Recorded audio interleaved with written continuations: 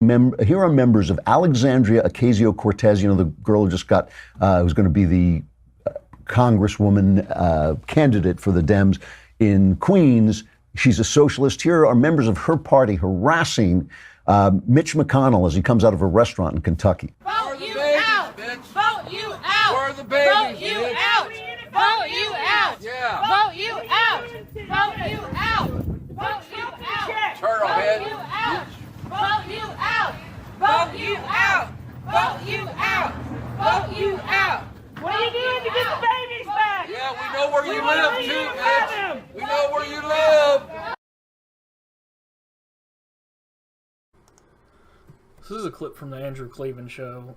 I don't think that he or a lot of the other commentators that have talked about this incident are going in deep enough to detail about what is actually going on. This isn't about them harassing these elected officials. This isn't about them going out on the streets and trying to make them uncomfortable everywhere they go. This is about them trying to scare people for running for these offices. They've been doing this to voters for as long as I can remember, trying to shame conservatives into, all the Nazi, all the racist, all that stuff. It was all about shaming the conservative voters. And now they've just ratcheted it up because they realized, I guess, after Trump won, it didn't work. It wasn't working. People were finally just like, well, you call everybody a Nazi, you call everybody a racist, so I don't really care. I know it's not true. And did what they should do and voted with their conscience and what they think is best for everyone in the country and not to try and feel good about what other people think about them. But, again, they talk about Nazi tactics all the time. This was a notorious one. You try and scare people so they don't even want to run for office. I brought this up last night before the Supreme Court pick, when people were complaining after it happened about who it was and all this and that.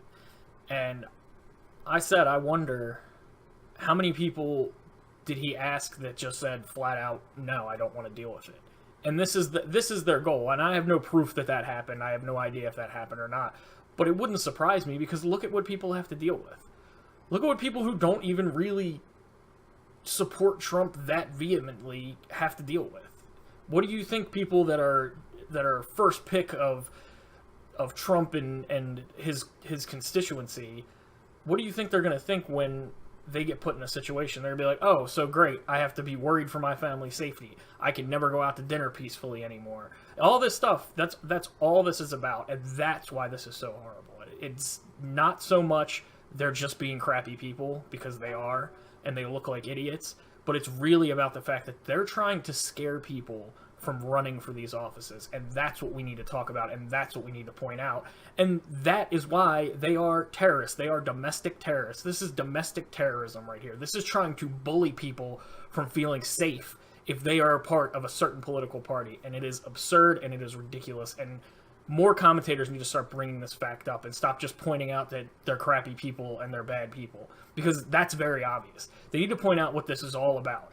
And I'm not even saying these idiots in this video have any clue what they're doing. They're useful morons. Everybody knows it. But that is the end game. That is why they are being sent out to do this stuff. That's why Maxine Waters is saying what she's saying. They want to scare people from running from these offices. And we need to make it known, not only to show that this is domestic terrorism and it needs to be dealt with, but also to show people that we have their backs and people still need to run for these offices and people still need to push this agenda because it is the right one. It is the one that is best for everyone else.